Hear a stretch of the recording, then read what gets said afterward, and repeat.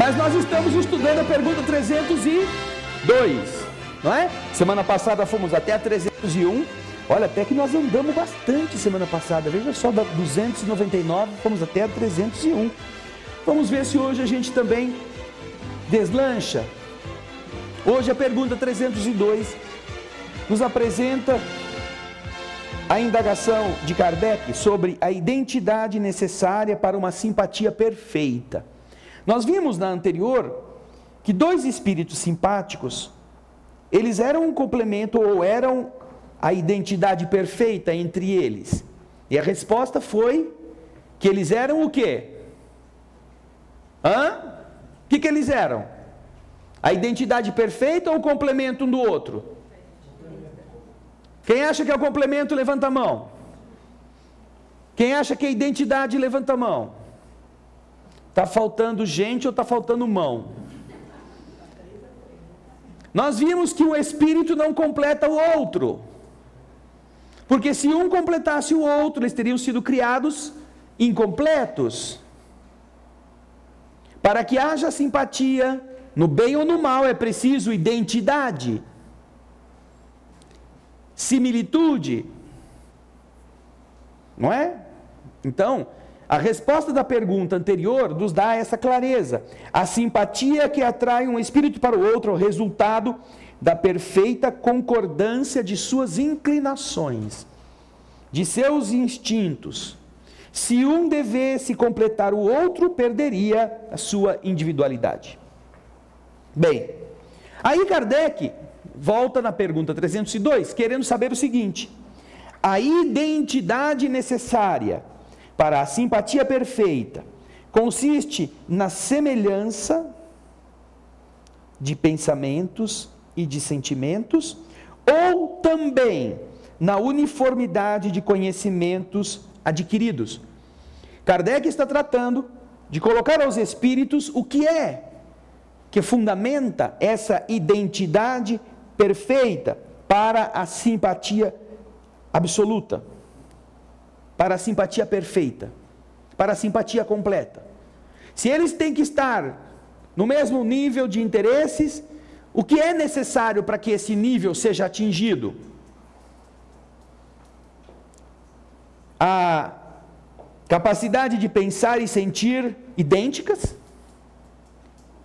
Ou, além disso, a quantidade de conhecimentos adquiridos, ou seja, de experiências já vividas, de forma que dois espíritos que possam ter muito carinho um pelo outro, mas que são pessoas de experiências bem díspares, não poderiam ter uma identidade perfeita.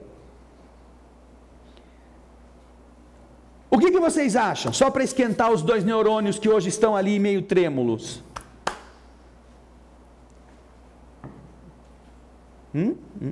Ninguém acha nada. O povo não abriu nem o livro, nem quando chegou aqui hoje, para ler rapidinho assim.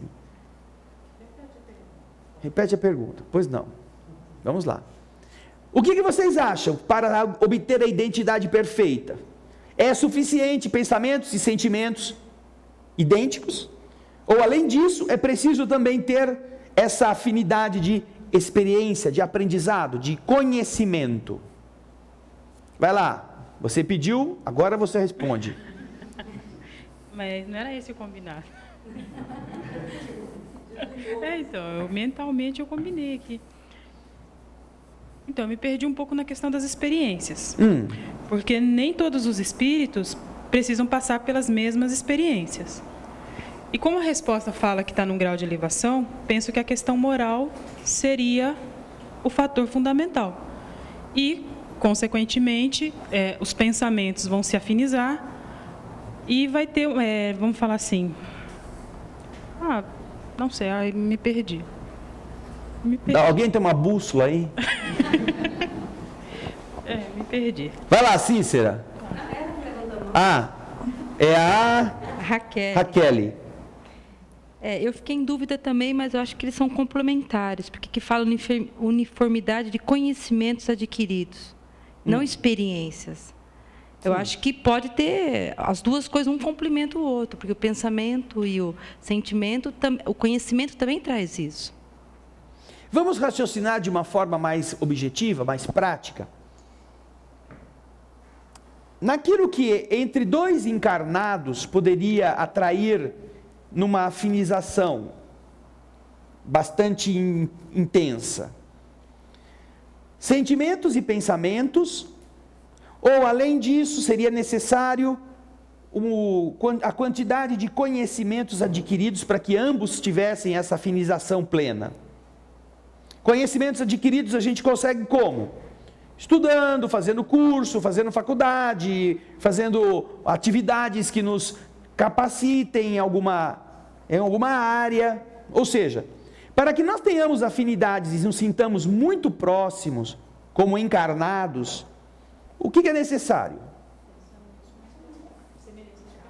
Espera um minutinho só que o microfone está chegando. Fala, Elaine. Olhando por esse lado, semelhanças de pensamentos. Semelhança de pensamentos. Você tem que ter ideias afins para se sentir mais atraído. Às vezes, num grupo de trabalho, pessoas com conhecimentos diferentes conseguem trabalhar, mas não conseguem, por exemplo, ter uma boa sintonia se a pessoa não trabalha ali o raciocínio com ela, o mesmo pensamento. Então, não necessariamente é o conhecimento que aproxima. Mas você tem alguma pessoa com quem você tem afinidades? Tem. E o pensamento seu e o pensamento dela são idênticos? Idênticos não, mas a gente caminha por caminhos, vamos falar, nossa caminhada é semelhante. Sim, vocês caminham por caminhos paralelos, mas são os mesmos caminhos? Não, a gente faz de maneiras diferentes. Isso, tem coisas diferentes. Isso. Poderia acontecer de você encontrar uma pessoa que fosse ainda mais afinizada nessa caminhada, além daquela que você conhece, ou das pessoas com quem você se relaciona? Sim. Poderia? Sim. Ok. Então, não é uma identidade, não é? Não há há uma complementaridade, vamos dizer assim, que as pessoas guardam umas com as outras e que às vezes nos fazem observar que esta afinidade acontece até entre pessoas totalmente inesperadas, do ponto de vista do que sabem e de gostos, de inclinações. Às vezes nós encontramos em nossa vida afinidades muito intensas com pessoas que você diria que nunca ia conseguir ter um ponto em comum com aquela pessoa. Daí é que, para obter essa identidade necessária para a simpatia perfeita, a resposta dos espíritos não é pensamento, não é sentimento e também não é conhecimento. A resposta dos espíritos é muito clara, no sentido de que é a igualdade dos graus de elevação. Onde que nós vimos grau de elevação? Já estudamos isso. Pergunta 100. Da pergunta 100 à pergunta 113 do Livro dos Espíritos, nós temos os graus de elevação. A identidade perfeita se dá entre seres que tenham um grau de elevação idêntico. Podem ter conhecimentos diferentes, podem ter vontades ligadas a assuntos diferentes, mas estão entrosados no mesmo padrão de observância do mundo, de observância dos objetivos, de desejo de realizar seus sonhos. E isto possibilita um grau idêntico, e é a simpatia e essa afinização acontece. Nós temos muitos exemplos, inclusive no ponto de vista físico, em que pessoas que têm objetivos diferentes se associam, porque têm o mesmo modus procedendi, a mesma maneira de atuar. Então eles dizem um para o outro: bom, vamos fazer um negócio? Você me ajuda no que eu quero, e assim que a gente conseguir, eu ajudo você no que você quer. Pessoas que estão numa mesma condição econômica de necessidade e que se unem nos fins de semana em mutirões para construir as casas onde eles vão morar. Cada uma tem uma ideia diferente da vida, cada um trabalha em um setor próprio, cada um tem uma atividade profissional ou pessoal que não é idêntica. Não são todos membros da mesma empresa, nem padecendo das mesmas dores. São pessoas que no mesmo nível de necessidade se aproximam. Falando apenas do ponto de vista material, como exemplo. Mas que então, olha, nesse fim de semana a gente constrói a tua casa, no fim de semana que vem você vem e me ajuda a construir a minha. Ah, ótimo, vamos somar, porque nisso nós temos essa afinidade. Nós dois precisamos.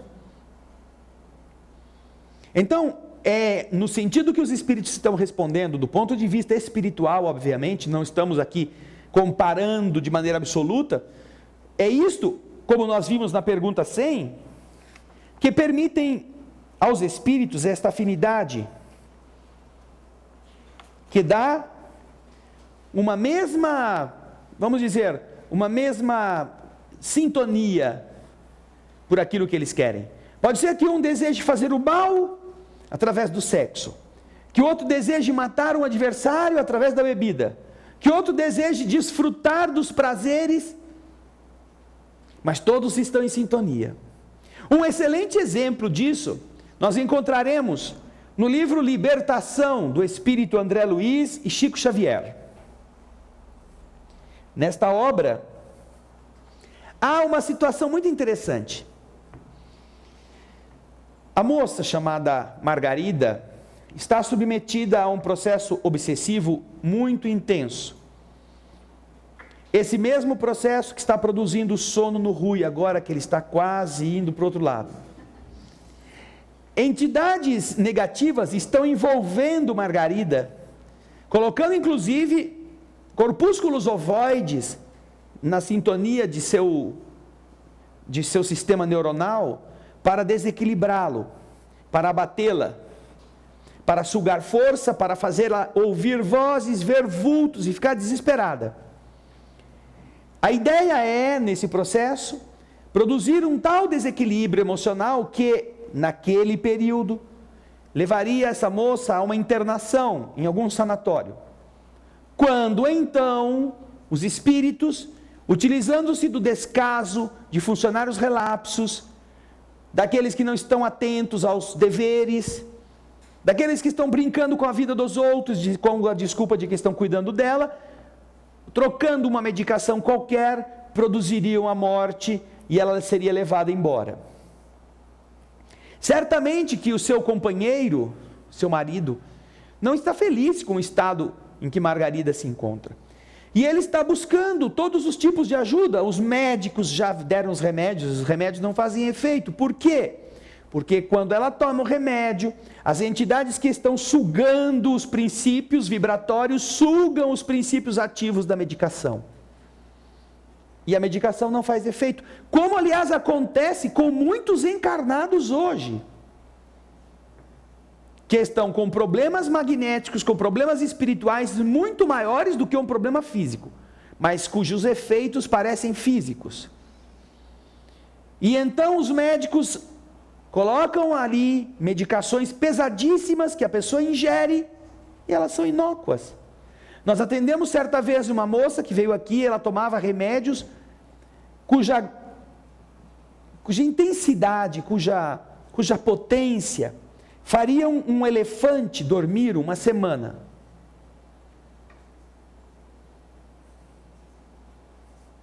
Mas ela não dormia um minuto. E quando foi submetida ao tratamento magnético, o que se constatou foi a presença de inúmeras entidades adensadas na região da medula espinhal, que se ocupavam de drenar o princípio astral de todas essas substâncias, neutralizando-as. Nestas circunstâncias, obviamente, Margarida não conseguia encontrar alívio.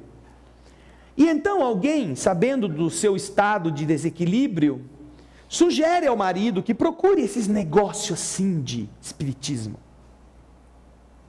Quem sabe, não é? Mas o marido, muito mal informado e sem qualquer noção do que era a doutrina espírita, se informa com algum amigo que diz que tem um doutor que é excelente para ser consultado, cobra baratinho, e todo mundo vai lá, sai muito melhor. Ele parece que tem esse negócio com o espiritismo, ele dá consulta, ele arruma um endereço.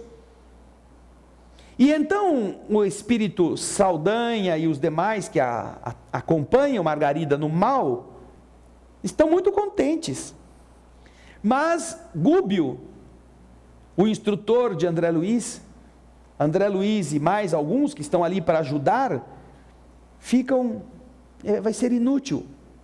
Mas nós vamos para nós aprendermos. Então o que acontece?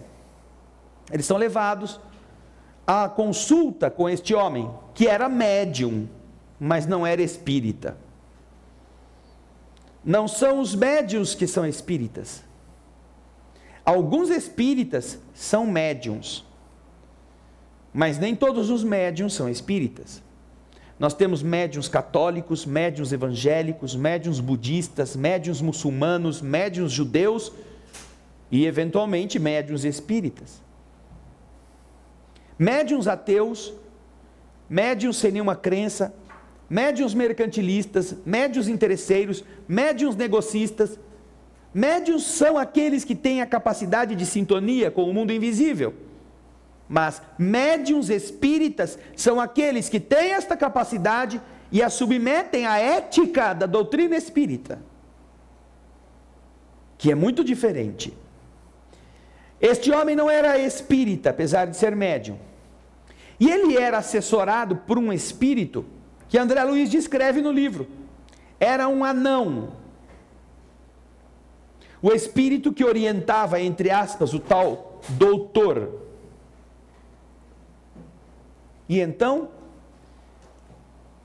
as entidades que tinham a tarefa de acabar com a vida da Margarida, já tinham entrado em contato com este anão, que era quem governava a mediunidade daquele indivíduo. E haviam ajustado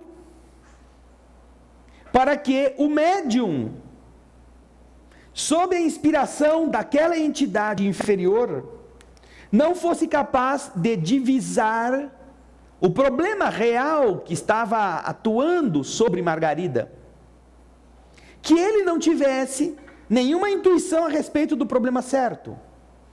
Que o espírito informasse ao doutor que se tratava de um problema orgânico mesmo, que ela precisava de remédio, que ela precisava ser internada.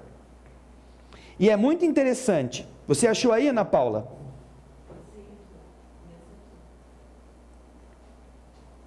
Você já está lá no local ou ainda não? Não, mais para cima um pouco. Volte um pouquinho. Isso. Vai para cima, Ana Paula. Deixa eu ver onde é que você está. Bom, tá bom, mas para, né?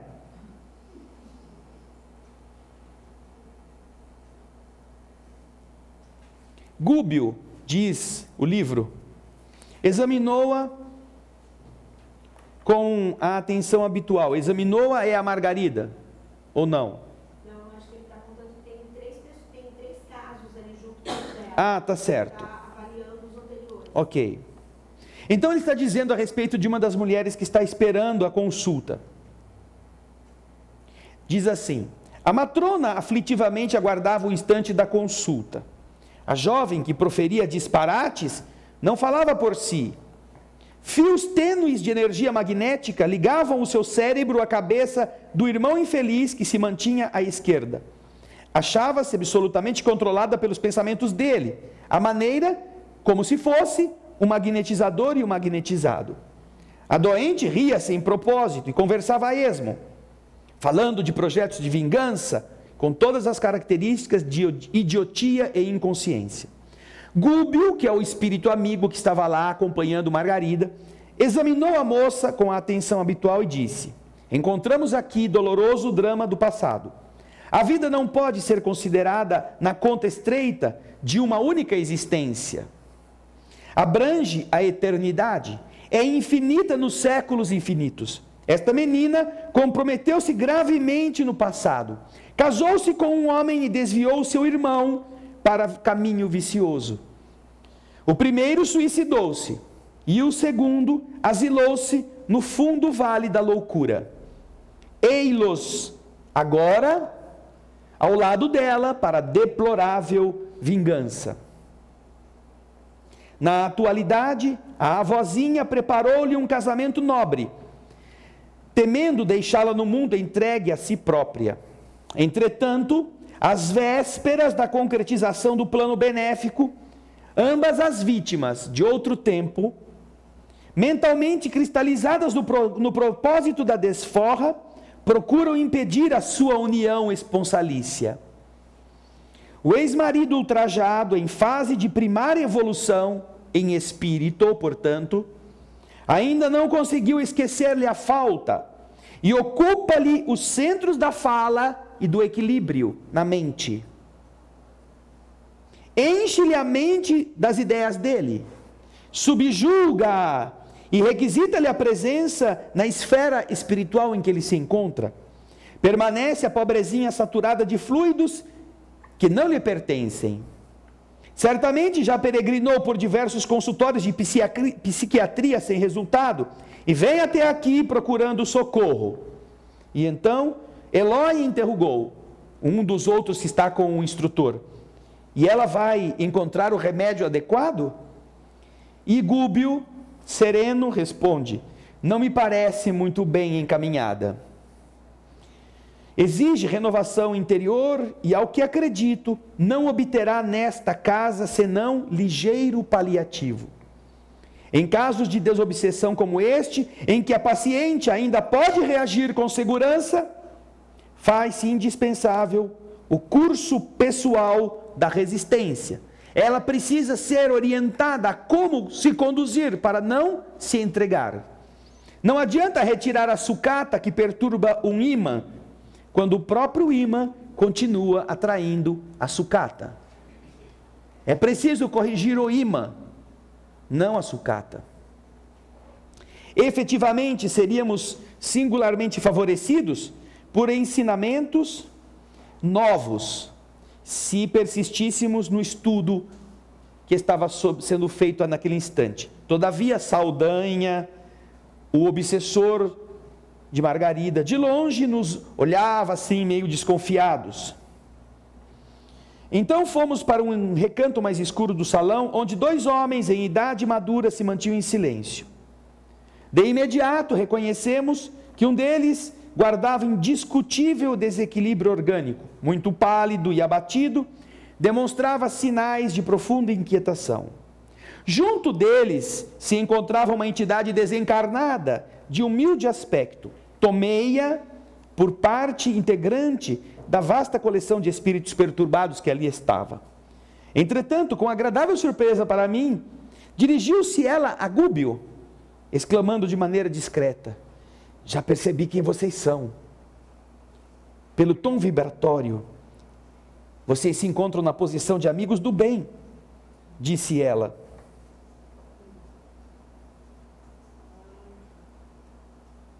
E eu vou fazer a prece, porque sumiu aqui no negócio. Ô Gúbio, por favor, você, o André Luiz, o Eloy, arrumem aqui o local onde nós estamos. Aí depois que ela conversa com eles, ela fala discretamente: estou aqui tentando ajudar este amigo. Segundo estão informados, dispomos neste recinto de um homem que tem um poder vigoroso na mediunidade. Não tem iluminação interior de vulto. Ele assalariou algumas dezenas de espíritos desencarnados, de educação incipiente, que lhe absorvem as emanações e trabalham cegamente sob suas ordens, tanto para o bem quanto para o mal. Simpatia, identidade de propósitos, nível evolutivo. O médium mantinha uma sociedade com entidades inferiores, do mesmo padrão, e a eles ordenava coisas, e estes cumpriam essas ordens, porque na sua emanação vibratória, na sua produção ectoplásmica, os espíritos inferiores se alimentavam, retiravam energias para sentirem-se vitalizados. E então, sorrindo, acrescentou: nesta casa, o enfermo não é amparado pelo socorrista, de que se vem valer, e sim pela assistência espiritual edificante de que ele possa desfrutar. Se não há nele nenhum tipo de merecimento, quem está ali não tem nada para ajudá-lo, não tem o que dar-lhe. Mas se ele tem merecimento, os amigos espirituais que vêm com ele, quem sabe poderão usar estes fluidos e tentar ajudá-lo, graças à doação magnética daquela pessoa que sequer imagina que isso está acontecendo. E por que eu perguntasse sobre o doente, ela respondeu: este companheiro é austero administrador de serviços públicos. Austero administrador de serviços públicos, funcionário público, vamos dizer assim. Na condição de mordomo e de disciplinador, incapaz de usar o algodão da ternura nas feridas alheias, adquiriu ódios gratuitos e silenciosas perseguições que lhe vergastam a mente, sem cessar, desde muitos anos, com perigosos reflexos nas zonas do sistema circulatório, que é a área menos resistente do seu organismo físico.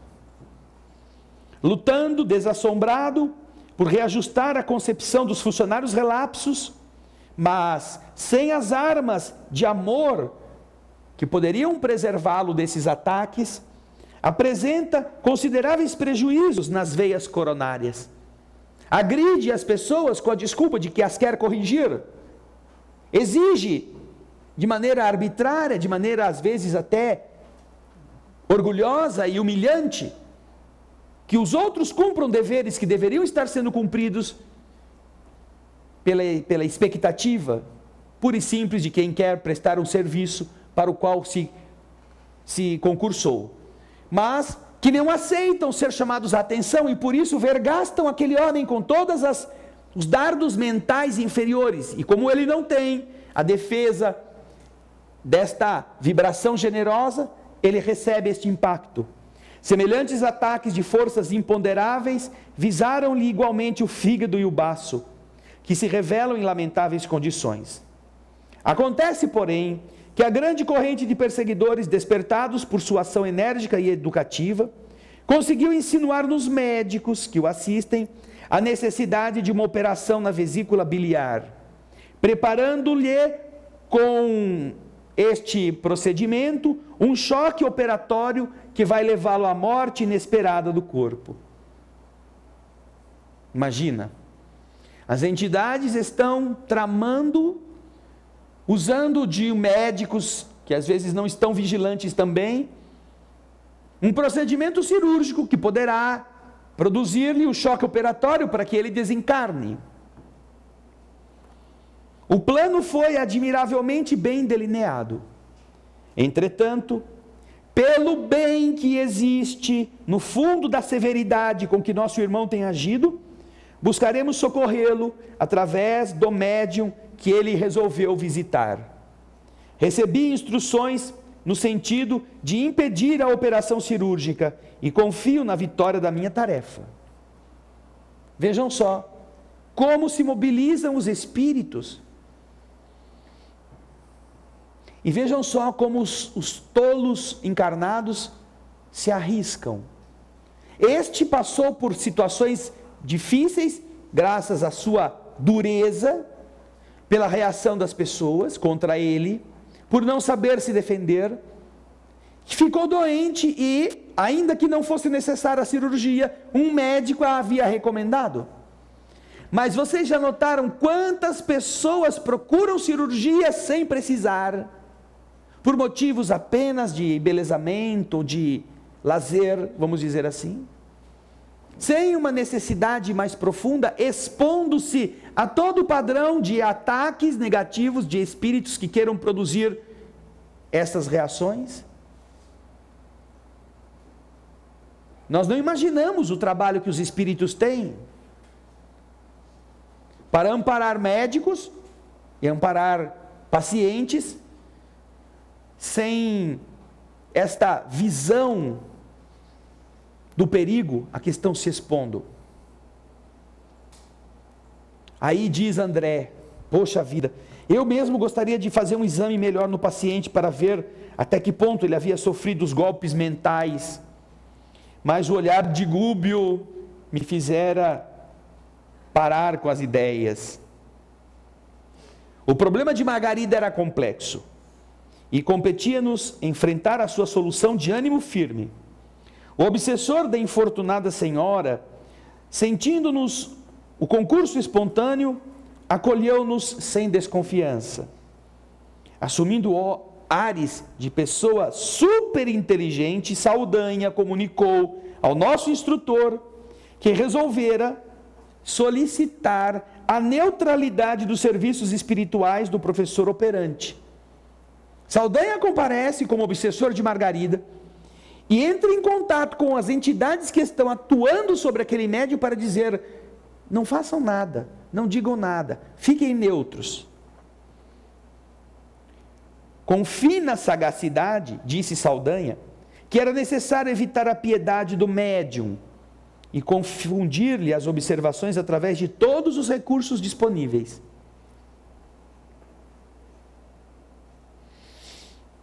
Em seguida a essa conversa, que André Luiz diz que o surpreendeu muito, Saldanha rogou a presença de um dos colaboradores mais influentes do médium, e apareceu diante de nós a esquisita figura de um anão, de semblante enigmático e expressivo. Rapidamente, Saldanha pediu a ele cooperação sem titubeios, sem nenhum pudor, esclarecendo que aquele médium que trabalhava ali não deveria penetrar o problema de Margarida na sua intimidade, naquilo que realmente estava causando o mal.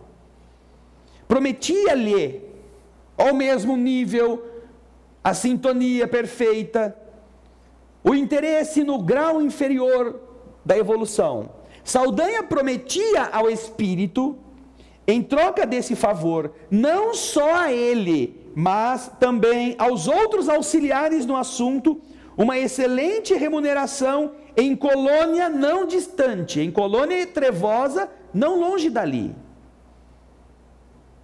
E descreveu-lhe, com largas promessas, quanto lhe poderia proporcionar em regalo e prazeres no cortiço de entidades perturbadas e ignorantes, onde eles haviam conhecido o Gregório. Espiritualmente falando. Não estava se referindo a levá-los no bordel aqui em algum lugar, em alguma cidade. Estavam levando esses espíritos com a promessa de que, se eles cumprissem a parte deles, eles seriam remunerados em prazeres, em regalos, nesta região umbralina. Entendem a sintonia, a identidade? Todos querem o mal, cada um em uma área. E como eles estão interessados e sabem que fazem parte da mesma turma, um ajuda o outro. Você impede que o cara fique sabendo qual que é o problema dela, porque eventualmente, como um médium, ele até poderia detectar, e nós te ajudaremos para você poder, com sua turminha aí, fazer uma excursão, fim de semana prolongado. O serviçal manifestou indisfarçável contentamento e assegurou que o médium não perceberia patavina do que acontece com ela. Com justificada curiosidade, acompanhei o desenrolar dos acontecimentos. Logo à entrada do gabinete, percebi que aquele lugar não inspirava uma confiança segura. O professor pôs-se imediatamente a combinar o preço do trabalho de que ele se estava encarregando, exigindo adiantadamente de Gabriel, o marido, significativo pagamento. O intercâmbio ali entre as duas esferas se resumia a negócio tão comum quanto outro qualquer. Negócio, dinheiro, interesse. Sem detença, sem demora, reconheci que o médium, se podia controlar de algum modo os espíritos que se alimentavam do seu esforço, era também facilmente controlado pelos espíritos. O recinto estava completo de entidades em fase primária de evolução. Fase primária. Ainda mais inferiores do que os espíritos que estamos no mundo de prova e expiação. Saldanha, excessivamente atarefado, anunciou-nos que presidiria de perto os trâmites da ação mediúnica. Ele estaria junto ao médium, dizendo-nos com prazer que lhe fora dada total ação pelas entidades que ali dominavam o recinto. Em razão disso, diz André, nós poderíamos ficar mais distantes do Saldanha, que estava envolvido no processo mediúnico, para observar o que estava acontecendo. Depois de visivelmente satisfeito no acordo financeiro, o vidente colocou-se em profunda concentração. E notei o fluxo de energias a emanarem dele, através de todos os poros, mas muito particularmente da boca, da narina, dos ouvidos e do peito. Ele emitia uma grande quantidade de fluidos.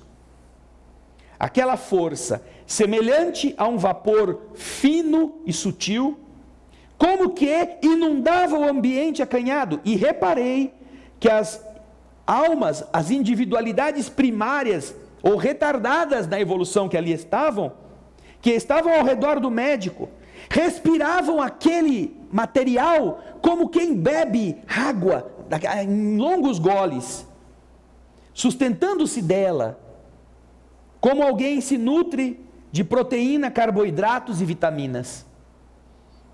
Examinando a paisagem, Gúbio, o instrutor, esclareceu-nos em voz imperceptível aos outros: esta força não é patrimônio de privilegiados, é propriedade vulgar de todas as criaturas, todos nós a temos, mas entendem-na e utilizam esta força somente aqueles que a exercitam através de profundas meditações. Essa capacidade de expansão se consegue, como explica Gúbio, através do aprofundamento do potencial meditativo de cada um. É aquilo que Newton chamava de espíritos sutilíssimos. O fluido magnético de Mesmer, a emanação ódica de Reichenbach. Alguns cientistas analisaram e estudaram essas emanações, cada um com o seu próprio denominador, sua própria denominação.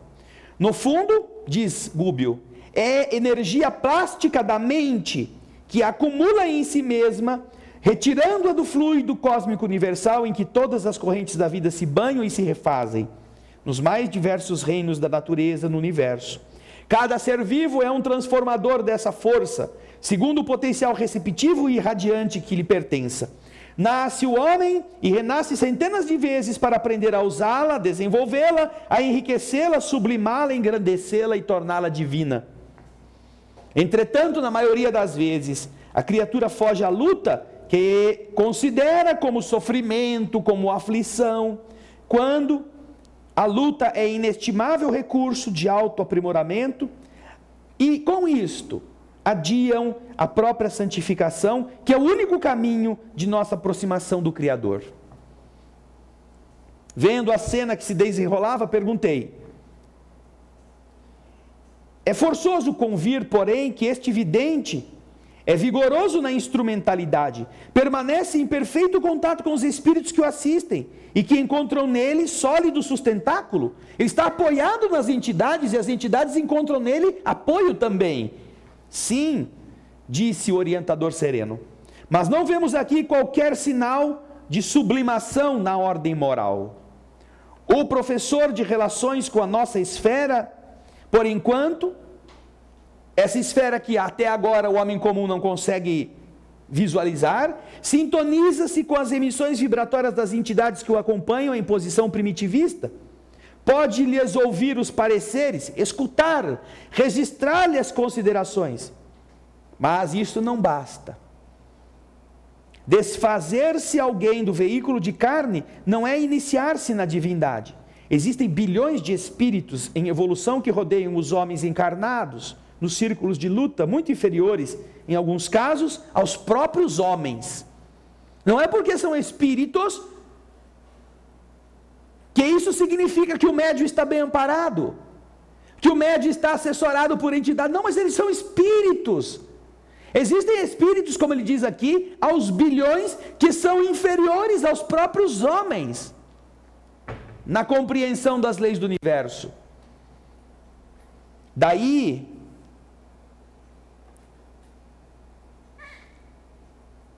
o imperativo de muita capacidade de sublimação para todos aqueles que se consagram ao intercâmbio entre os dois mundos. Porque se a virtude é transmissível, os males são epidêmicos. Se nós podemos ajudar os outros, transmitindo a eles pelo nosso exemplo a virtude, o mal que eles também podem receber de nós são muito mais voláteis, são muito mais rápidos na propagação do que a própria virtude. Nesse momento, reparamos que o médium havia saído do corpo físico e se punha a ouvir atencioso justamente a argumentação daquele anão mais inteligente, cuja cooperação Saldanha tinha solicitado. E o espírito dizia para o espírito do médium: volte, meu amigo, dizia irônico ao médium desdobrado, e diga ao esposo da nossa irmã doente que o caso orgânico é simples, bastar-lhe-á o socorro médico. E o médium, então, observando, pergunta: mas não é uma obsediada dessas que vem aqui sempre? Não é uma pessoa que está com encosto, vamos chamar assim? E a entidade responde para ele: não, isso não. Esclareça o problema. O enigma é de medicina comum, sistema nervoso em frangalhos. Essa senhora é candidata aos choques da casa de saúde, nada mais do que isso. E então o médium ainda fala com a entidade: não seria lícito a gente tentar alguma coisa em favor dela? E o espírito do anão riu-se numa tranquilidade de pasmar e rematou: ora, você deve saber que, individualmente, cada criatura tem o seu próprio destino. Se nossa ajuda fosse eficiente, não teria gosto para tergiversações. Não há tempo a perder. Você tem que falar logo isso. E Saldanha, que estava lá, né, só vendo o baixinho dar essas, desencaminhadas no médium, ficou feliz. Perante o quadro que nos era dado apreciar, perguntei discretamente a Gúbio: nós não estamos diante de uma autêntica manifestação espírita? Isso não é uma manifestação de um espírito através de um médium? Sim, disse Gúbio, à frente de um legítimo fenômeno dentro do qual uma individualidade encarnada recebe o parecer de outra, ausente do envoltório carnal. Entretanto, André, os companheiros de ideal cristão, corporificados na crosta da terra, vão compreendendo agora que o fenômeno em si é tão rebelde quanto o rio encachoeirado que rola a esmo, sem comportas e sem disciplina. Jamais endossaremos um espiritismo dogmático e intolerante.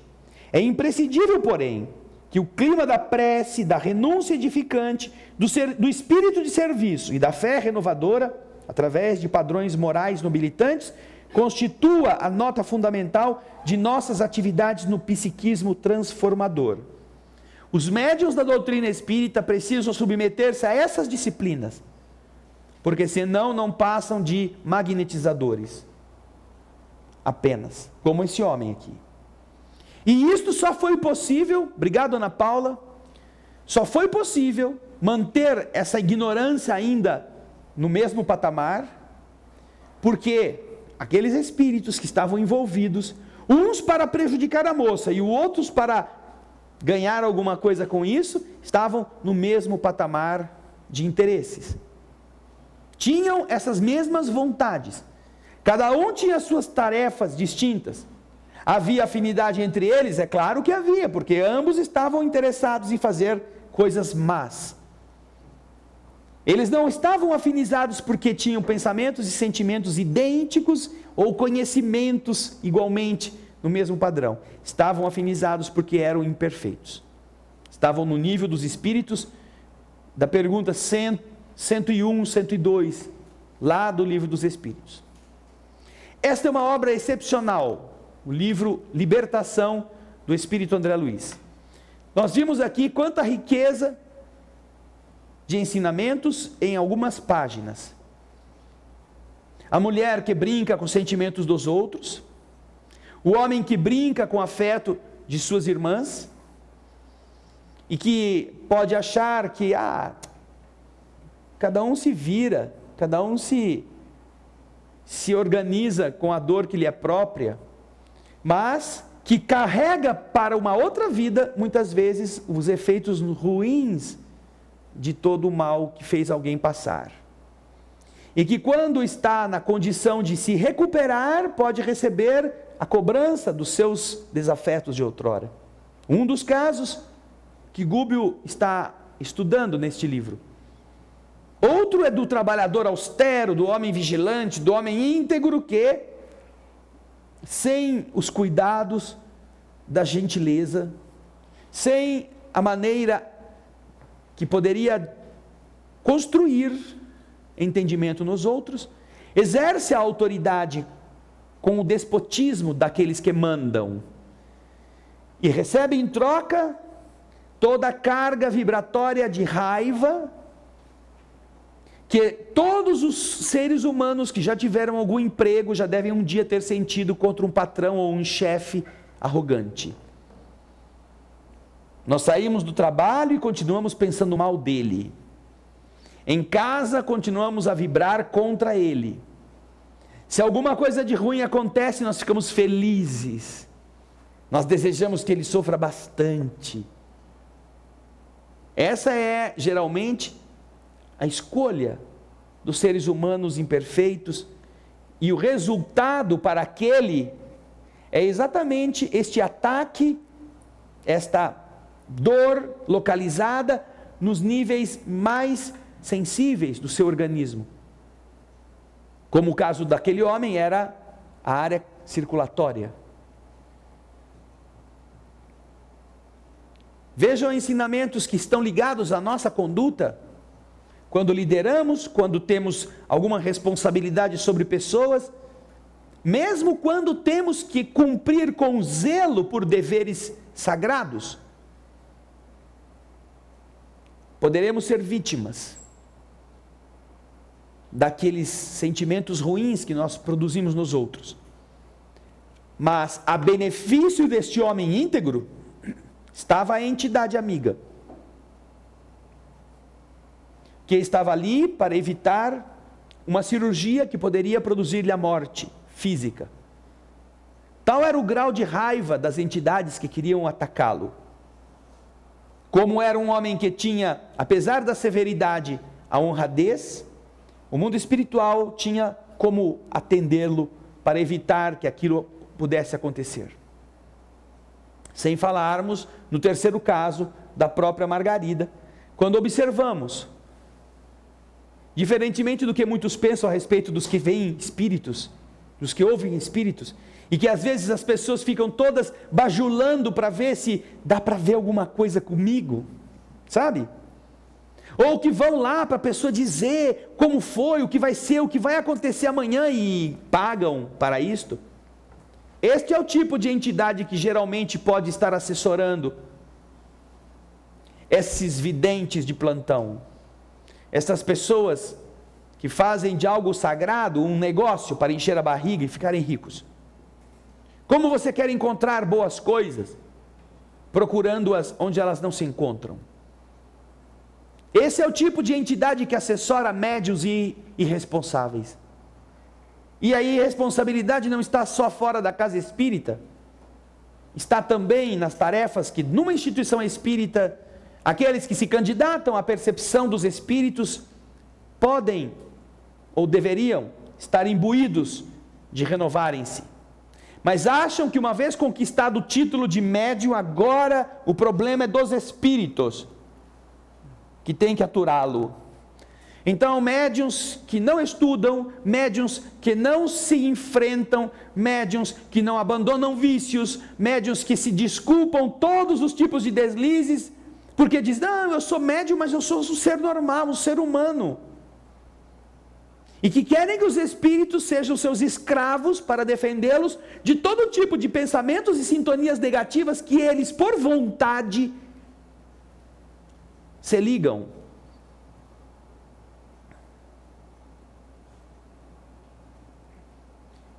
No capítulo 35 do livro Roteiro do Espírito Emmanuel, uma mensagem de Emmanuel fala que mais de 2/3 dos médiuns da Terra são desequilibrados.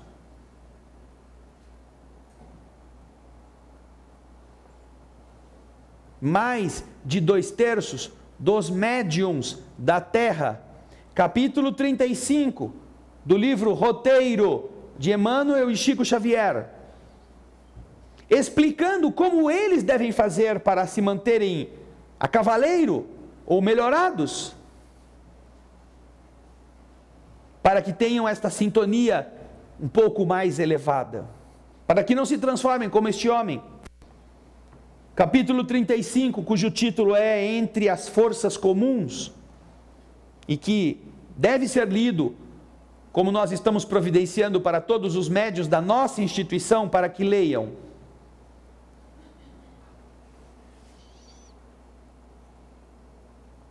Importante reconhecer que existem mentes reencarnadas em condições especialíssimas, que oferecem qualidades excepcionais para os serviços de intercâmbio entre os vivos e os vivos do outro lado. Nessas circunstâncias, identificamos os médiuns adequados ao fenômeno de manifestação do espírito liberto nos círculos da matéria densa. São os melhores que podem fazer esse intercâmbio ocorrer. Contudo, nem sempre os donos dessas energias são mensageiros da sublimação interior. Na extensa comunidade das almas da Terra, avultam em maioria as consciências ainda doentes, por moralmente endividadas com a lei divina. Consequentemente, a maior parte das organizações mediúnicas do planeta não pode escapar dessa regra de serem mentes doentes. Mais de 2/3 dos médiuns do mundo jazem ainda nas zonas de desequilíbrio espiritual, sintonizados com inteligências invisíveis que lhes são afins. Reclamam em razão disso, precisam estudo e boa vontade no serviço do bem, a fim de retomarem a subida harmônica aos cimos da luz. Assim como os cooperadores de qualquer instituição respeitável da Terra necessitam de exercício constante no trabalho para crescerem na competência e no crédito moral. Ninguém se esqueça de que estamos assimilando sem cessar as energias mentais daqueles com quem nos colocamos em relação. Todos nós. Energias mentais são assimiladas por nós, como eram aquelas energias assimiladas pelas entidades primitivas que estavam naquela sala, na medida que o médium exalava o ectoplasma que o seu corpo produzia, e os espíritos o devoravam como insetos famintos, para se sentirem fortes. E além disso, vejam só que coisa linda que Emmanuel fala aqui. Estamos sempre em contato com aquilo que podemos chamar como sendo geradores específicos de pensamentos. Nós estamos em contato com geradores específicos de pensamentos. Gerador geralmente é uma coisa que produz energia, não é? Gerador elétrico, gerador magnético, ele produz uma força. Estamos em contato com geradores específicos de pensamentos. Através deles, outras inteligências atuam sobre a nossa. Quando nós estamos em contato com outras inteligências, esses geradores de pensamentos atuam sobre nós. Quem são eles? Um livro, um laço afetivo, uma reunião ou uma palestra são geradores específicos de pensamento. Aquilo que nós lemos, as pessoas que estimamos, as assembleias que contam conosco e aqueles que ouvimos, influenciam decisivamente sobre nós. Você escuta uma coisa e aquilo passa a pensar, você passa a pensar sobre aquilo e aquilo gera em você uma nova energia, uma nova disposição, uma nova vontade. Geradores específicos de pensamento. Devemos ajudar a todos, mas precisamos selecionar os ingredientes da nossa alimentação mais íntima. Devemos fazer o bem, devemos visitar doentes, devemos nos preocupar com o sofrimento dos outros, mas o que é que nós vamos comer? Se estes outros são geradores de pensamentos negativos, nós vamos aceitar esta geração negativa e assimilá-la como se fosse o lixo que nos abastece? É o que Emmanuel pergunta. Não deveremos menosprezar nossos irmãos que se permitiram o caminho do crime, constituindo um dever nosso o auxílio objetivo em favor do seu reajuste, da sua elevação. Todavia, não podemos absorver dele as amarguras e os remorsos, porque pertencem a ele, não são nossos. Devemos ajudá-los, devemos ir onde ele está, devemos tentar recuperá-los, mas o problema dele é dele. Devemos, sim, visitar o enfermo, encorajando-o, levantando-lhe o bom ânimo. Contudo, não será aconselhável adquirir dele as sensações desequilibrantes, que precisam desaparecer nele, pela alteração do pensamento dele. Quando você visita alguém que está muito deprimido e você sai deprimido, você aceitou aquela geração de pensamentos negativos e assimilou esse lixo para você. Você não precisa disto. Modifique o seu pensamento. Deixe o seu pensamento atuar sobre o doente para que o doente tenha uma outra visão. Ao invés de você ficar tão condoído que carrega o mal com você sem diminuir o mal dele. Vejam como nós estamos desequilibrados como médiuns, porque nos sintonizamos com o mal, não aprendemos a manter o pensamento em sintonia com valores diferentes. 2/3 ou mais de 2/3 dos médiuns da Terra, diz Emmanuel, são doentes mentais. Não porque precisam tomar Aldol ou choque elétrico, mas porque estão desajustados nas vibrações e nas sintonias com aquilo que não é o adequado, que não é o melhor. Por isso é que o mundo espiritual, na pergunta 302, responde que o que permite que esses espíritos se afinizem de maneira completa é o grau evolutivo deles. Se um tem mais experiência, fez curso, fez faculdade, o outro não fez nada, isso não importa. Do lado de lá, isso não tem nenhum valor. Porque o anão, que era uma entidade primitiva, estava em sintonia com o pedido que Saldanha lhe fez, que já era um espírito melhor do que o próprio anão em termos de capacidade, e que para conseguir-lhe o apoio, faz um negócio, promete, e o cara aceita, legal, vamos lá, estamos juntos.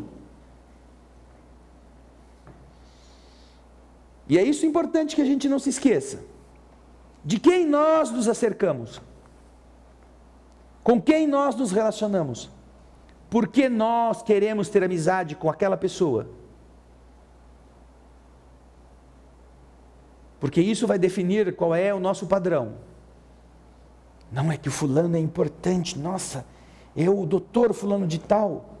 Nossa, ele é uma pessoa importante lá em Brasília. Quem sabe mais para frente, qualquer dia a gente precise. É por isso? Se é isto que nos está levando a manter uma sintonia nós não estamos sabendo quem nós somos.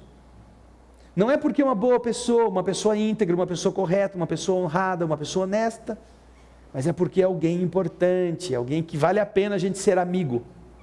Eu vou ser amigo do fulano, porque o fulano é doutor, um dia a gente nunca sabe, né, o dia de amanhã, quem sabe a gente precisa de um advogado bom, de um bom médico, de um bom dentista, que quebre o nosso galho, entre aspas. Por isso que eu vou ser amigão dele. Observemos se somos capazes de ser amigos do miserável.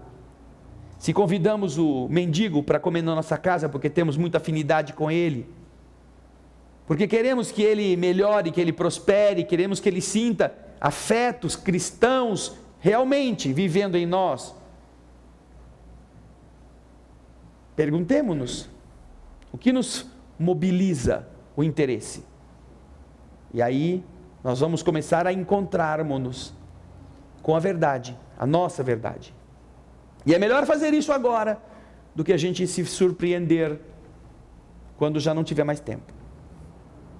Pergunta 302, portanto, a resposta é: a identidade necessária para uma simpatia perfeita não consiste nem na semelhança de pensamentos, de sentimentos ou na uniformidade de conhecimentos adquiridos.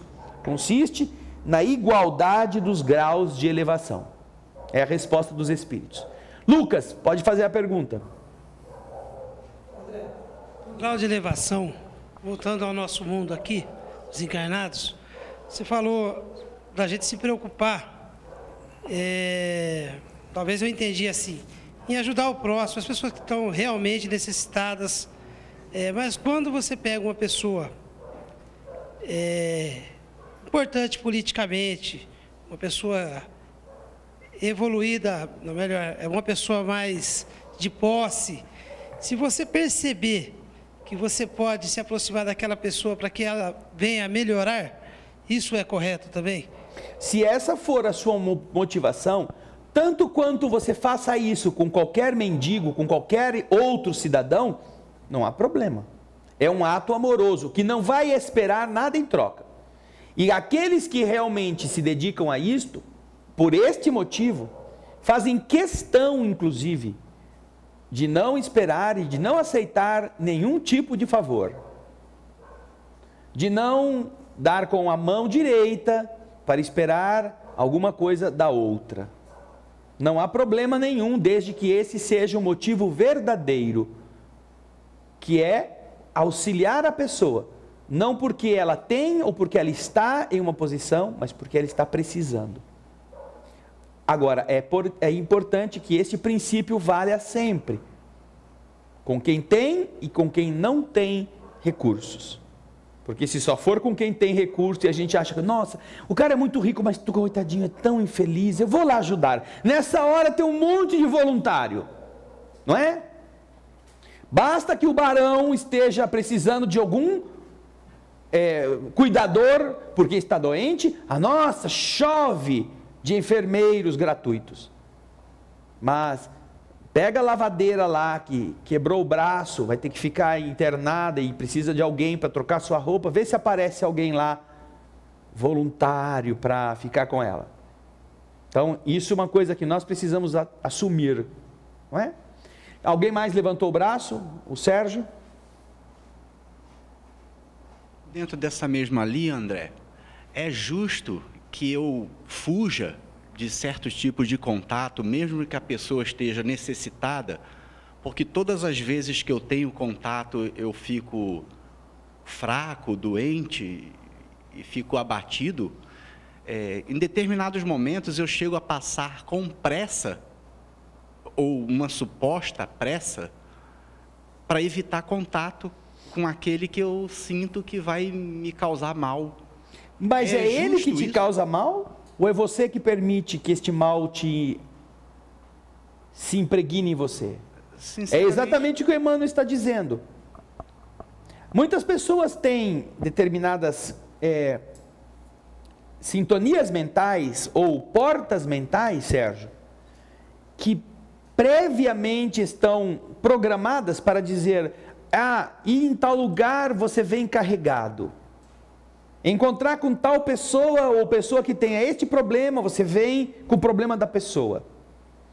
E então você nunca reage mentalmente usando outro padrão.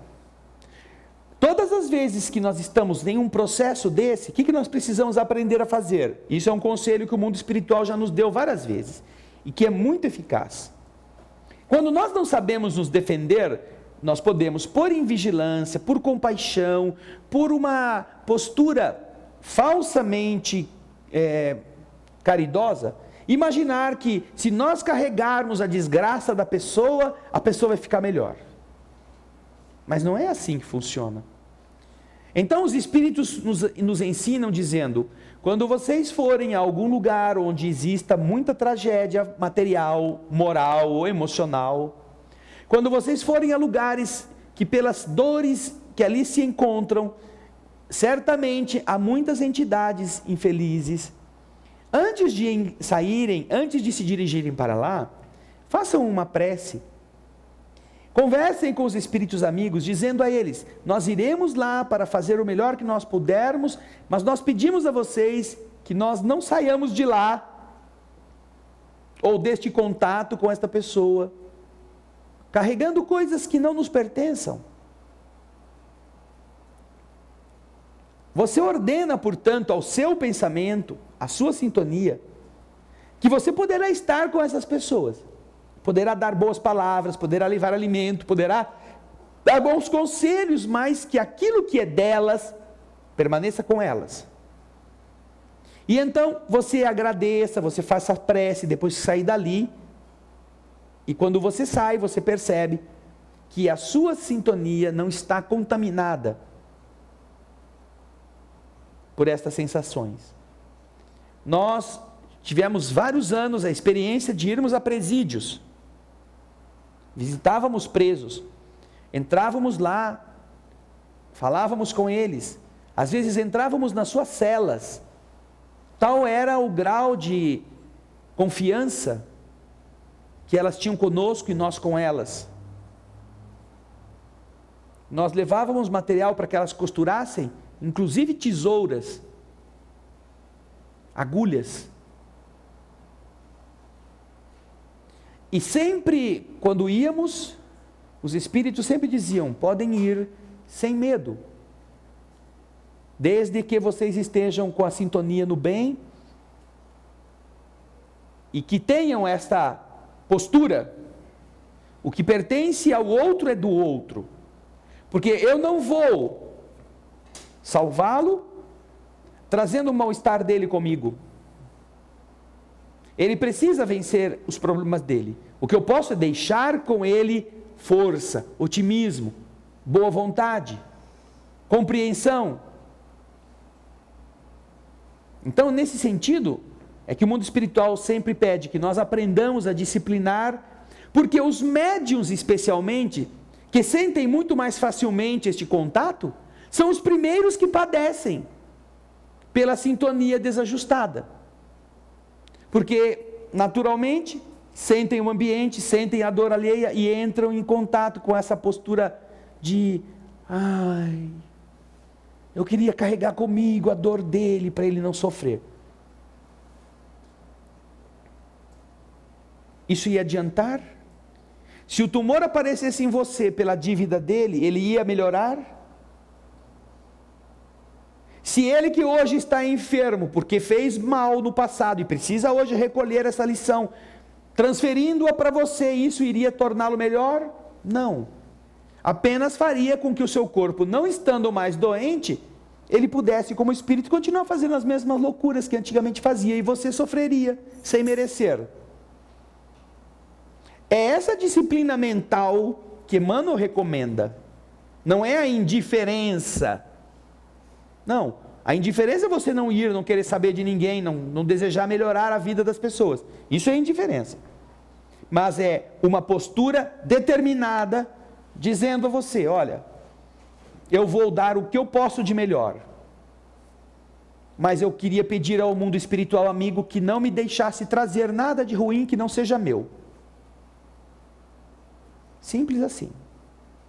Quando você exercita essa disciplina com constância, com vigilância, você não sente mais essas coisas. E você não foge desses encontros. Certo? Ok?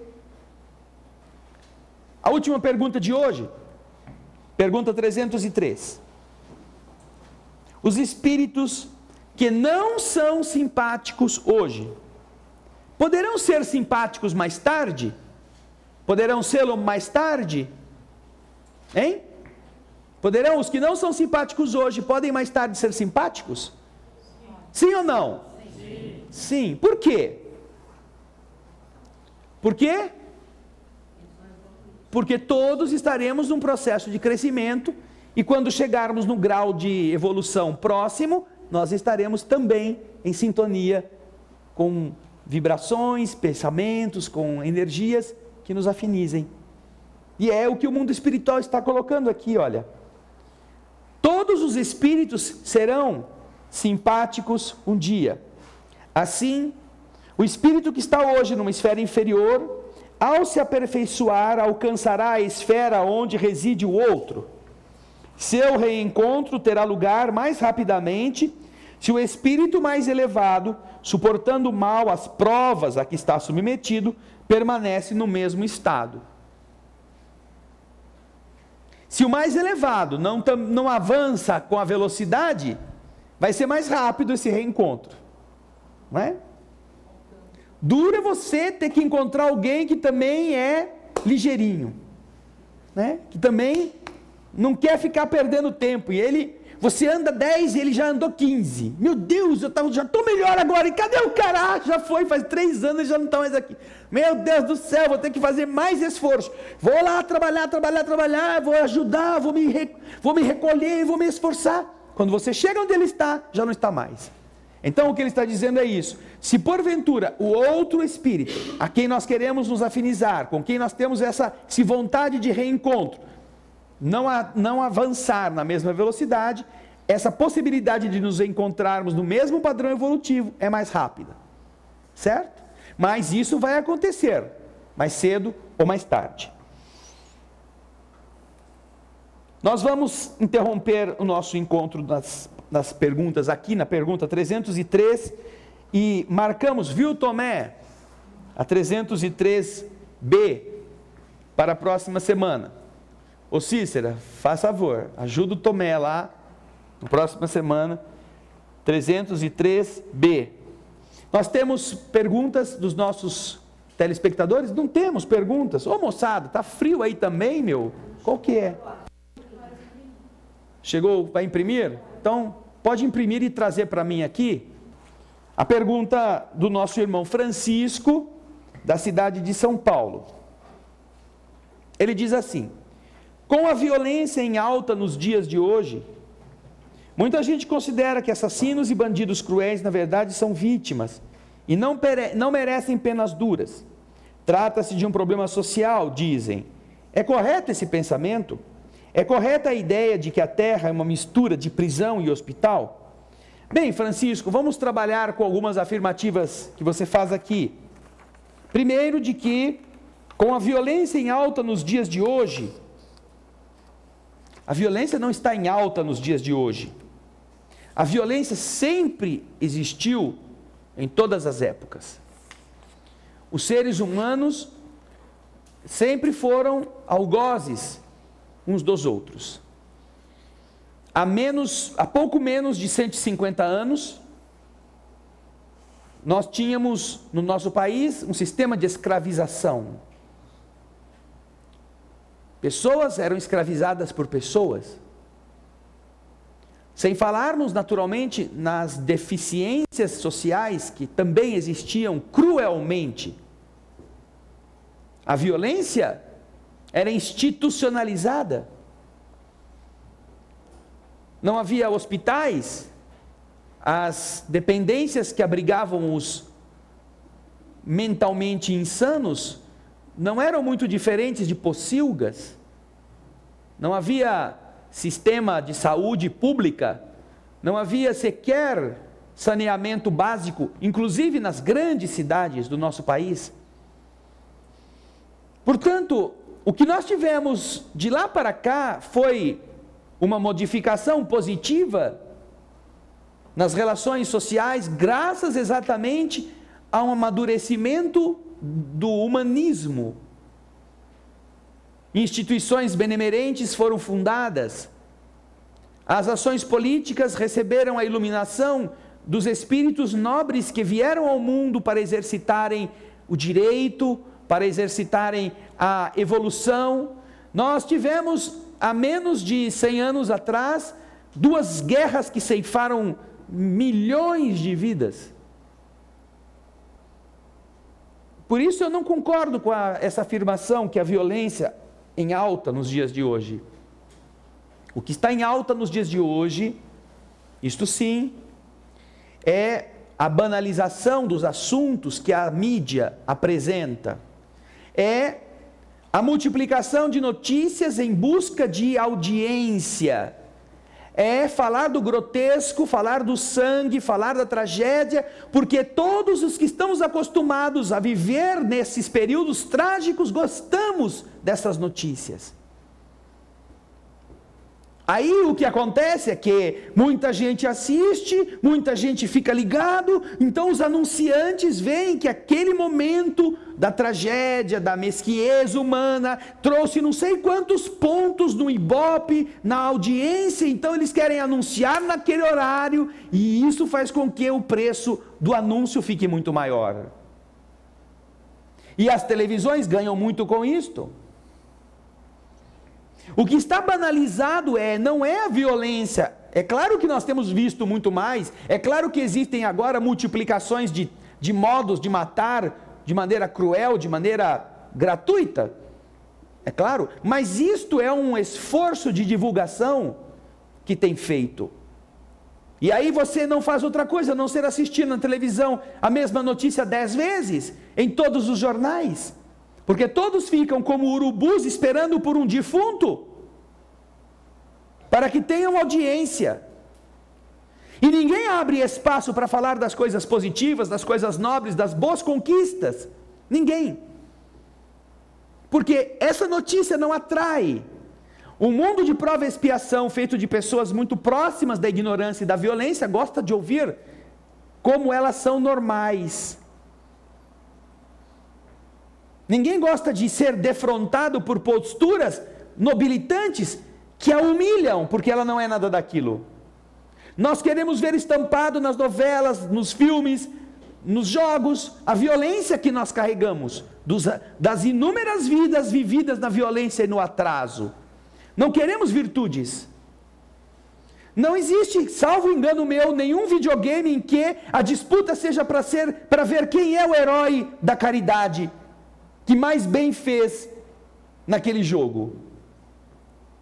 Nós não temos isso, nós temos gente matando, gente querendo vencer, roubar o máximo, ficar o mais rico. Então, o que acontece? É que o que está em alta nos dias de hoje é, de verdade, na maior parte dos seres humanos, a indiferença pelos valores nobres do espírito. A violência só está sendo noticiada de maneira massiva porque isso dá dinheiro. E só dá dinheiro porque nós damos audiência. Porque nós gostamos de assistir este lixo. Porque esta é a fábrica geradora de pensamentos que nós queremos para nós. Emmanuel fala isso no capítulo 35 do livro Roteiro. Por que nós não procuramos outras coisas? Por que não vamos atrás de outros valores? Agora, quando você fala que muita gente considera bandidos e assassinos cruéis como vítimas e não merecem penas duras, nós estamos aqui entendendo que, mais do que penas duras, nós precisamos de penas. Nós precisamos de um sistema que funcione. Nós precisamos ter a ideia de que, quando se comete um delito, e isto é apurado, isto tem efeito, isto tem consequência. Mas, infelizmente, e não é desses que estão queimando dentistas, e se tem algum dentista aqui é bom ver se o extintor de incêndio está funcionando, né? porque isso vira moda, tangido pela própria imprensa ou pela própria mídia, melhor do que a imprensa, a própria mídia que fica difundindo isso, dando ideias. Isto não é causado por esses infelizes, que certamente precisam estar presos, apartados da sociedade a benefício deles próprios. Mas quando você observa governantes que corrompem, que vendem, que se vendem, que vendem a nação, que não defendem valores, que são flagrados, processados, condenados, e nada acontece com eles? Se isto é assim com estas criaturas que são, às vezes, muito mais violentas, muito mais perigosas do que um que mata com um tiro, enquanto que eles matam centenas com uma caneta, como nós podemos esperar que haja um entendimento do que é correto? Algumas pessoas têm defendido pena de morte para essas ações. Desde quando matar funciona se nós não matamos de verdade, apenas inutilizamos o corpo? E o que é mais grave, quando o indivíduo que poderia estar recluso em uma penitenciária, agora não tem mais o corpo para prendê-lo, ele está no mundo espiritual atuando sobre todo mundo, sem ser visto. Nenhuma religião explica isto. Associando-se na sua mente criminosa e revoltada a outros criminosos para torná-los ainda mais cruéis. O que é necessário, na minha visão, não é que se apenem de forma mais positiva e mais doída. Em alguns casos, talvez até isso caiba. Mas o que é necessário é que, pelo menos, nós tenhamos a ideia de que as coisas funcionam. Que quando alguém comete um crime, ele não diga assim, com aquela arrogância do indivíduo irresponsável, vai procurar os seus direitos. Porque sabe que se você bater as portas da justiça, você vai ficar esperando 10, 15, 20 anos para que o seu direito, por fim, no dia do seu enterro, possa ser declarado, e ainda cabe recurso. Isto é um arremedo de ordem, isso não é a ordem. Quando você sabe que você pode fazer tudo e nada te atinge, e quando te atinge, você se defende e arrasta isso por uma eternidade, você goza da ordem. Então, Francisco, de verdade a terra é uma mistura de prisão e hospital. Está correto o que fala o Evangelho. O Evangelho fala isso no capítulo 3, falando dos diversos mundos habitados, quando aborda a questão do nível evolutivo da terra. Planeta de prova e expiação. Mas ele diz que do mesmo modo que se sai da prisão quando se cumpre a pena, e que do hospital se sai quando se reconforta ou se reconquista a saúde, nós também deixaremos a terra quando dela não precisarmos mais, nem como hospital, nem como penitenciária. Mas eu acho que mais do que nós, numa leitura simplista, promovermos aí movimentos para piorar o estado dos que foram pegos e foram condenados, nós precisamos tornar efetivas as penas. Efetivas. Que nós tenhamos a ideia, porque é isso que os brasileiros e os cidadãos do mundo geralmente não possuem, de que aqueles que cometem o mal recebem a punição adequada e tempestiva. Isso aqui está faltando. Parece que todos vivemos num jogo que só funciona bem quando o delito é econômico. Quando o crime é a sonegação de tributos, quando é a ordem econômica que é a vítima dos estelionatários, dos interesseiros, aí sim as coisas são rápidas. Vejam a história de Al Capone nos Estados Unidos. De todas as acusações ele se safou. O mafioso que traficava, que matava, que mandava matar, que bebia, vendia bebida no tempo da proibição, da lei seca, que comercializava armas, que fazia de tudo, foi preso por sonegação fiscal. Foi a desculpa que por fim conseguiram para levá-lo à cadeia. E não faltam Al Capones em todos os lugares do mundo. Portanto, essa realidade não vai ser combatida com penas mais fortes, mais profundas. Pode até ser que intimide, mas também não será tão combatida assim com presídios de seguranças máximas, porque de dentro da segurança máxima tem tanta coisa que eles fazem. A população carcerária no Brasil, isso foi um dado que foi divulgado hoje na televisão. A população carcerária oficial do nosso país hoje é de mais de 500 mil presos. É a terceira do mundo. Fica atrás apenas da dos Estados Unidos e da União Soviética, ou da Rússia. Somente atrás destes três. Isso da população oficial. Não estamos falando dos que cometem crimes, dos que cometem delitos, porque se formos somar os processos, as coisas que estão acontecendo ainda não foram apuradas, os BOs, essas coisas todas, nossa, aí em todos os países a estatística é muito pior. O que é preciso? É preciso, na minha opinião, que nós saibamos que quando fazemos algo que não é correto, isso tem consequência. Mas nós estamos vivendo uma época em todos os governos do mundo, quase sem exceção, de que um populismo barato, um populismo chulo, um populismo que defende que os que não sabem o que querem, os que querem apenas facilidades, digam e sejam os homenageados, em que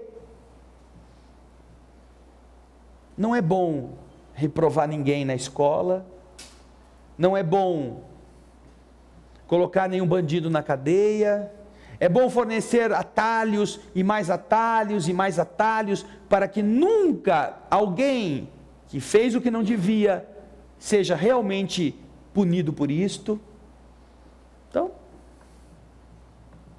nós vemos essas organizações dos direitos humanos levantando-se como ouriços fustigados para defender determinados malfeitores e não fazem nada para defender as vítimas. Francisco, é uma coisa um pouco mais profunda esta. Mas esta postura, que não é sua, mas que a gente vê na imprensa, falando sobre certas coisas, isso é um balão de ensaio, isso é uma forma de criar nas pessoas aquela predisposição a que então a sociedade esteja pedindo, e aí nós vamos então atendê-la, sabe? Nisso a imprensa ou a mídia como um todo tem cooperado bastante, com a desculpa natural e com a óbvia importância que ela possui na difusão dos fatos. Mas nem sempre ela difunde os fatos. Geralmente ela gosta das versões dos fatos. Nós não vimos mais ninguém falar nada sobre o cara que explodiu uma Ferrari numa ponte na região da Marginal em São Paulo. Uma Ferrari de 2 milhões de reais, de madrugada, vinha em tão alta velocidade que rompeu as rodas no choque, e essas rodas voaram para baixo do viaduto da marginal onde ela estava. Ninguém falou mais nada sobre isso. Quem possui uma Ferrari em nosso país? Quem é capaz de comprar um carro cujo valor do IPVA é de R$80 mil?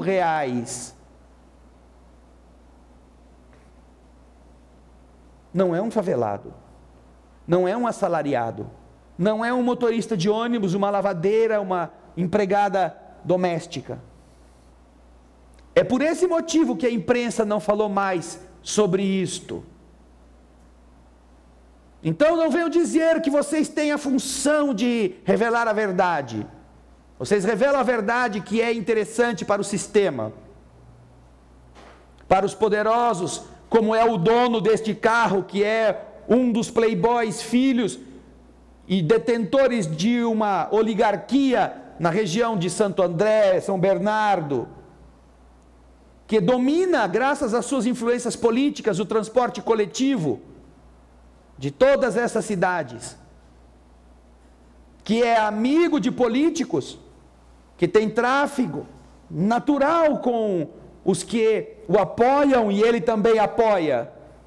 Por isso que a imprensa não fala mais, por isso que a mídia não fala mais, porque não é interessante mexer com gente grande.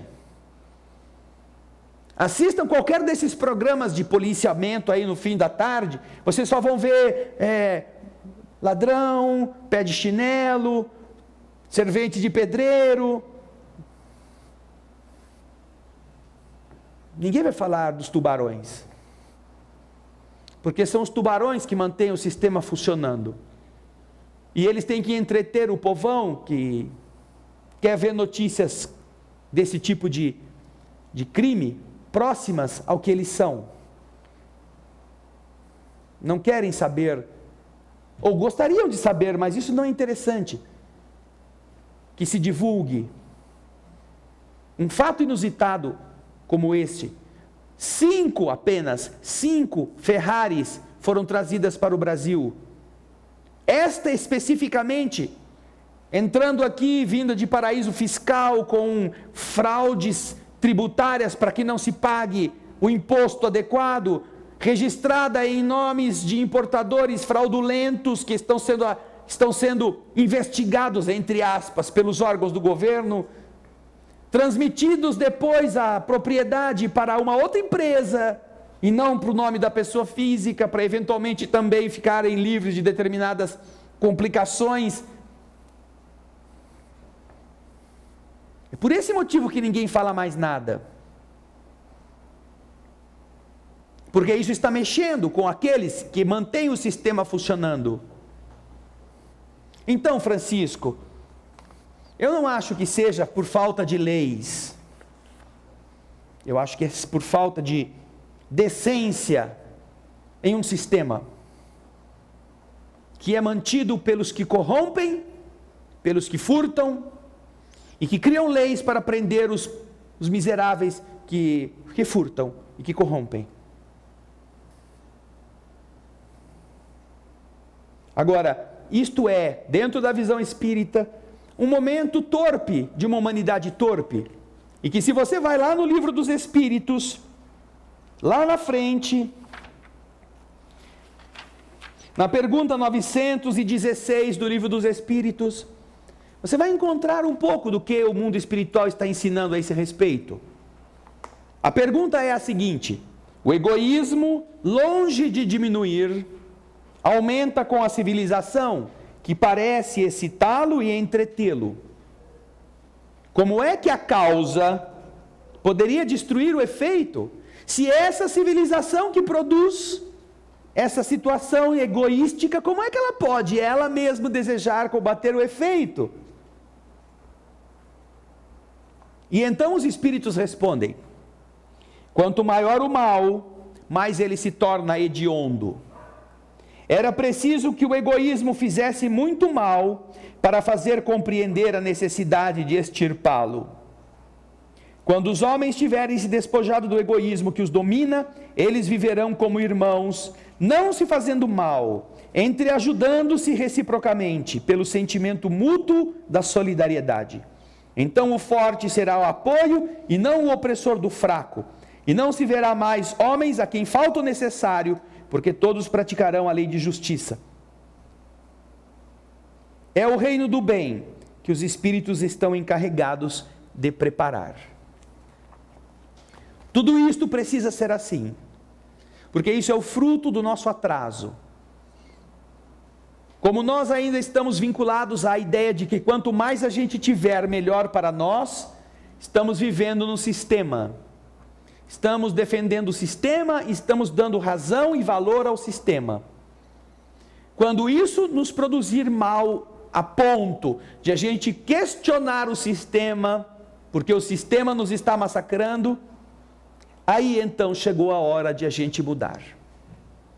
Aí a mudança terá sido realmente um esforço de todos, porque nós chegamos à conclusão que não dá mais para ser assim, para viver desse jeito. Tá bom, Francisco? Muito obrigado pela sua pergunta. Bem, teríamos muito mais coisa para falar, mas o nosso tempo já se esgotou. Nós vamos fazer a prece, fechar os olhos. Obrigado, Senhor, por tudo aquilo que o Teu amor nos oferece,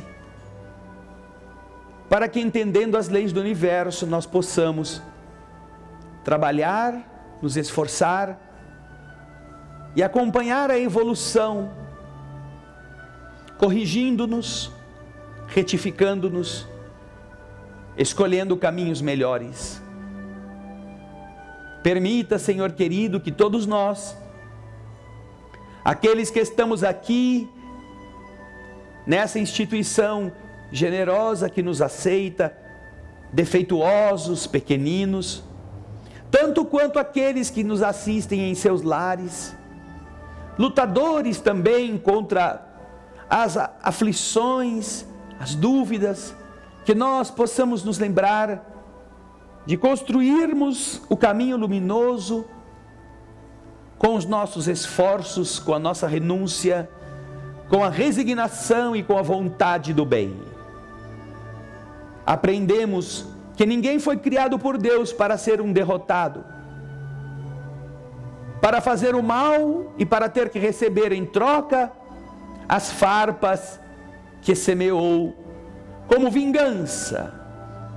Nós aprendemos contigo, Jesus, que a justiça do universo sempre sabe esperar quando o condenado se dispõe a trabalhar, concedendo-lhe mais tempo, ao invés de encarcerá-lo num leito hospitalar, numa dificuldade física que o torne inútil. Sempre que possível, o bem pode resgatar o mal, desde que a gente deseje isto.